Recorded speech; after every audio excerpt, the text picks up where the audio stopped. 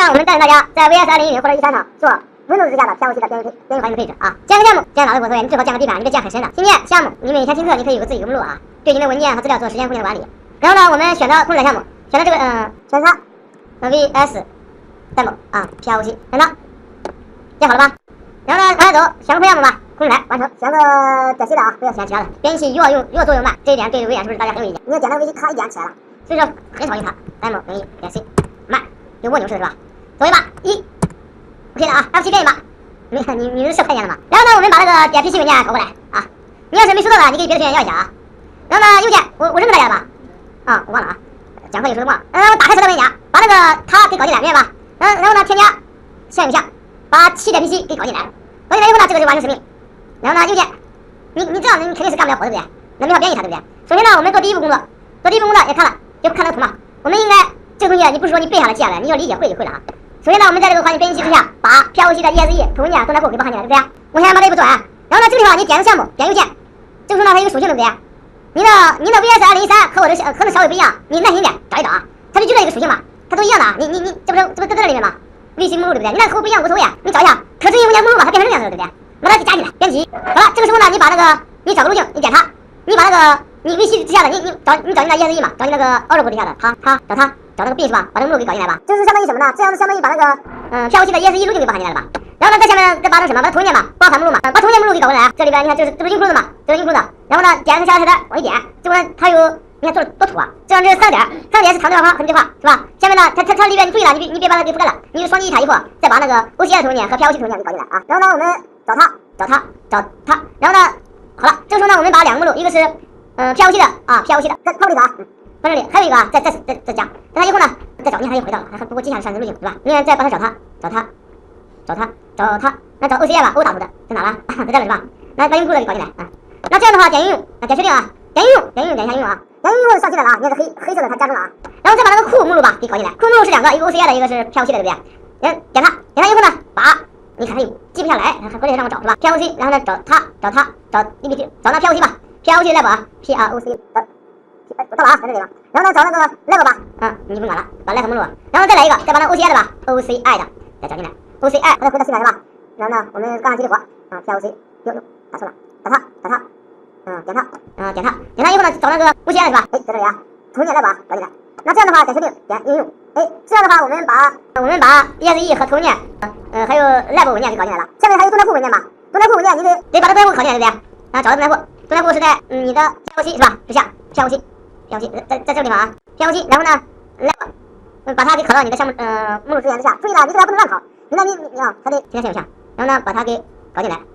然后这个时候你双击它，然后呢你这样找，右键打开所在路径，对不对？啊，这样你一定要拷到这个平行目录下，不能乱拷，明白意思吧？F2 Ctrl+C， 好了，把这个文件名粘过来了吧？这个 level 这个文件，粘过来以后呢，我是不是要在我们的项目里面把这个动态库给继承进来？还是属性啊？属性你看这个地方有编辑器嘛？编辑器就是我们怎么样加动态库，是不是？我们那个税结构课程里面是不是给大家讲了很多，对不对？动态库。然后呢，我们把它在这里啊，然后往下来，点编辑是吧？然后这个时候呢加进来，然后呢点确定，点应用，点确定 ，OK。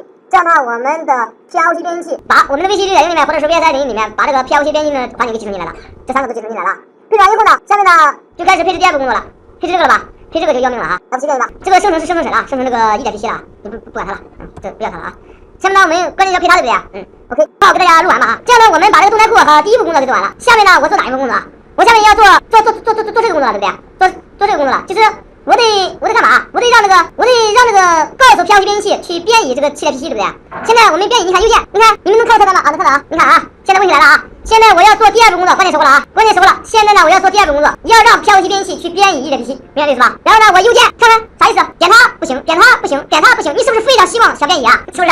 它给你变灰了，你看弟兄们，它给你变灰了。言外之意是说，现在在这个环境之下，这个 vc2.0不识别7点 PC， 这个意思吧？所以说从项目排除那不行了，那排除了，对不对？然后呢，剪切复制不行吧？点它，这个配置了，你说点它，反正是不是这里边菜单里边你看着吧？它不行，想点它又不让点，排除又不行，点它完成不了变异，点它完成不了变异，点它完成不了变异，点它完成不了变异，只有点啥了？只有点属性嘛？属性是干嘛的？去配置7点 PC 的处理方式嘛？来了，就来到这个界面上来了，是吧？在这里边这个界面做的不好，为什么说不好？等会儿告诉你原因。你看啊，从项目中排除，这是啥意思啊？一个是一个否，从生成中排除，也就是说7点 PC 我是对这个7点 PC， 你看7点 PC 的属性页嘛，是不是我要配置7点 PC 的属性啊？就是我这个 vc2010或者2013怎么样处理这个系列信息，从生成排除，否，现在是不排除，对不对？你要一试，那就是排除了呗。所以说你不能，你这个都不能动嘛。下面就是项目类型嘛，它默认情况下是不参与生成。言外之意是说，对起点 PC 默认的情况下 ，vs2010、2013不处理，不作为，是这意思吧？所以说你干嘛？不得不往下拉吧。好，往下拉的时候，你看了啊，这里边又很恶心，选它起点编译器，选起点标图，这个工具资源腾也不行，出来嘛，选它也不行。然后最后呢，有个自定义生成工具吧，哎，有可能在这里吧，那你不参与生成就默认是不参与生成吧，我们不管它。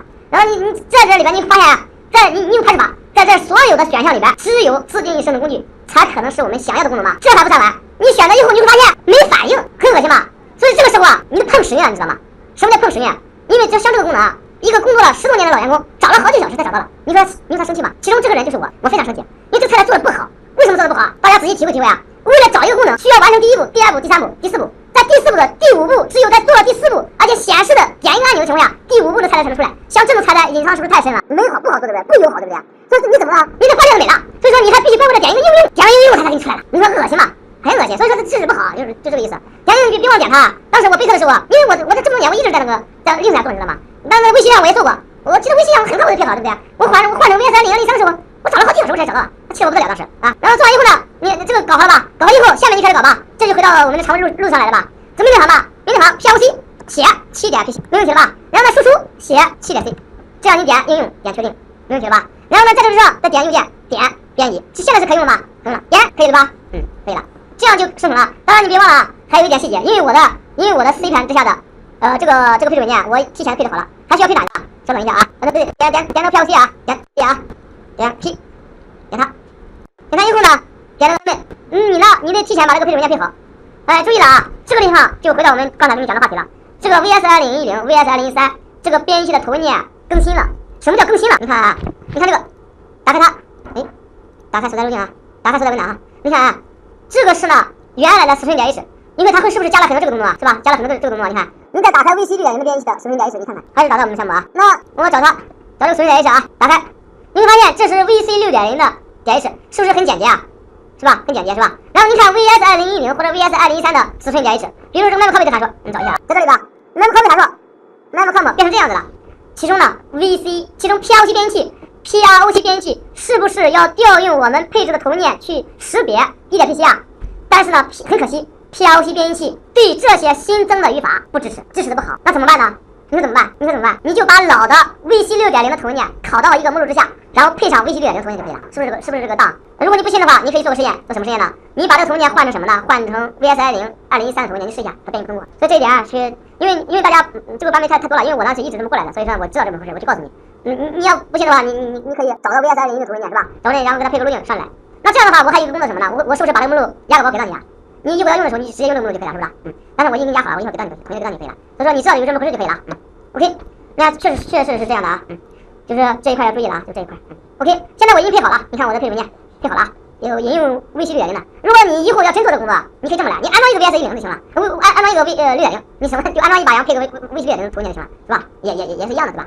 然后呢，我们再做编译，这个右键编译，编完译以后它是出来1.c 吧？它没出来吧？再把它加进来，添加现有项，然后呢7.c， 哎，这个时候呢我们再编译，再用那个什么编译呢？再用那个 vs2010 或者13去编译7.pc，OK， 这也没问题了，是吧？也出来了吧？出来以后呢，我们就加个代码，面函数里边去调试，那这个代码就对我们的代码是一样的啊 ，F9 加个代码，够一把，下个工作就是一样了啊。有错误，我们看看什么错误？